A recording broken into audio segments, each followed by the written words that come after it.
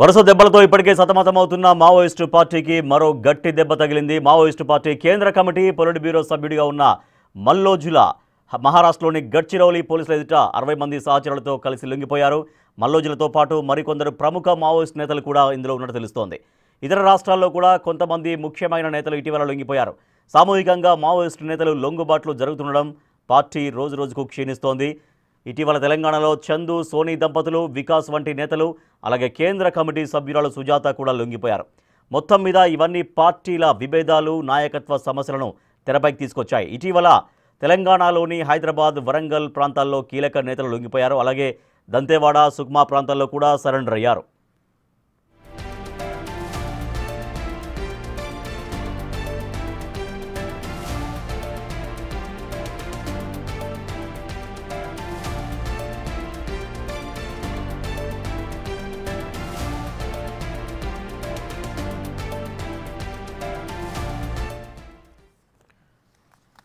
Right, Maoist పార్టీకి వరుసగా ఎదురు దెబ్బలు తగులుతూనే ఉన్నాయి. ఇప్పటికే చాలామంది ముఖ్య నాయకులు ఆ పార్టీ నుంచి బయటకు వచ్చి పోలీసుల ఎదుట లొంగిపోయారు. నిన్న చాలా కీలకమైనటువంటి నేత, చాలా ఉన్నత స్థాయిలో పనిచేసినటువంటి నేత మల్లోజుల వేణుగోపాల్ కూడా నిన్న లొంగిపోయారు పోలీసుల ఎదుట.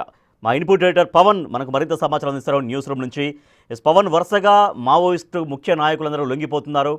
సో దీంతో మావోయిస్టు పార్టీకి గట్టి ఎదురుదెబ్బ. దీన్ని నివారించడం కోసం మావోయిస్టు పార్టీ ఏమైనా చర్యలు తీసుకొని పార్టీ నుంచి ముఖ్య నాయకులు బయటకు వెళ్లకుండా చేసేది, కట్టడి చేసేటువంటి ప్రయత్నాలు ఏమన్నా చేస్తోందా? పూర్తిగా మావోయిస్టు పార్టీ నిర్వీర్యమైపోయిన పరిస్థితి కనపడుతూ ఉంది. వాస్తవానికి గడిచిన వారం రోజులుగా మల్లోజుల వేణుగోపాల్ లొంగుబాటు పైన అనేక ఊహాగానాలు వచ్చాయి. దానిపైన మావోయిస్టు పార్టీలో కూడా పెద్ద ఎత్తున చర్చ జరిగింది. ఇటీవల వరుస ఎన్కౌంటర్లతో మావోయిస్టు పార్టీ కోలుకోలేని దెబ్బ తగిలింది. ఇటు కేంద్ర కమిటీ సభ్యులు నంబాల కేశవరావు, ఆయన కార్యదర్శిగా మావోయిస్టు పార్టీ సెంట్రల్ కమిటీ కార్యదర్శిగా పనిచేశారు. ఆయన ఎన్కౌంటర్లో చనిపోయిన తర్వాత నాయకత్వం ఎవరికి అప్పగించాలనే దానిపైన కూడా పెద్ద ఎత్తున చర్చ జరిగింది. ఆ తర్వాత రెండో ప్లేస్లో ఉన్న మల్లోజుల వేణుగోపాల్కి కార్యదర్శి పదవి ఇస్తారని భావించారు. కానీ అనూహ్యంగా తిప్పిరి తిరుపతి అలియాస్ దేవ్జీకి కార్యదర్శి పదవి ఇచ్చారు. ఆ తర్వాత ఆ వరుస ఎన్కౌంటర్లో అనేక మంది అగ్రనాయకుల్ని వరుసగా కోల్పోవడంతో మల్లోజుల వేణుగోపాల్ పార్టీలో అంతర్గతంగా ఒక లేఖ రాశారు. ప్రస్తుతానికి ఆయుధాలు విడిచిపెట్టాలి, ప్రస్తుతం ఉన్న పరిస్థితుల్లో బయటకెళ్ళి పౌర సమాజంతో కలిసి ఉద్యమాల్ని నిర్మించి పార్టీని కాపాడుకునే ప్రయత్నం చేయాలంటూ ఆయన ఒక లేఖ రాశారు. ఆ లేఖను తర్వాత బయటకు కూడా విడుదల చేశారు. దాంతో కొంతమంది మావోయిస్టు పార్టీ నేతలు విభేదించారు. దాంతో మల్లోజుల వేణుగోపాల్ లొంగుబాటు దారి పట్టారంటూ పెద్ద ఎత్తున ఊహాగానాలు వచ్చి నిన్న మహారాష్ట్ర పోలీసుల ఎదుట అటు లొంగిపోయారు అనే సమాచారం వస్తుంది. దాదాపుగా 60 మంది మావోయిస్టులతో కలిసి మల్లోజుల వేణుగోపాల్ లొంగిపోయారు. హోద్రా అనే గ్రామం వద్దకు వీళ్ళందరూ కూడా చేరుకున్నారు. అక్కడికి ముందుగానే చేరుకున్న మహారాష్ట్ర పోలీసులు ప్రత్యేక వాహనాలలో వీళ్ళందరినీ కూడా గడ్చిరోలి పోలీస్ ప్రధాన కార్యాలయానికి తీసుకువెళ్లారు. అక్కడ ఆయుధాలతో సహా వీళ్ళందరూ కూడా లొంగిపోయారు. దాదాపుగా 54 ఆయుధాలను పోలీసులకు సరెండర్ చేశారు. ఒకసారి మల్లోజుల వేణుగోపాల్ చరిత్ర కనుక చూస్తే ఆయన తెలంగాణ రాష్ట్రానికి సంబంధించిన వ్యక్తి. సుదీర్ఘమైన ఉద్యమ నేపథ్యం, తండ్రి నుంచి విప్లవ భావాలను పుణికిపుచ్చుకొని అన్నదమ్ములందరూ కూడా ఉద్యమ బాట పట్టారు. ఆయన మల్లోజుల వేణుగోపాల్ అన్న మల్లోజుల కోటేశ్వరరావు అలియాస్ కిషన్జీ కూడా ఆయన అగ్రనేతగా కొనసాగారు. ఆ తర్వాత మల్లోజుల వేణుగోపాల్ కూడా కొనసాగారు.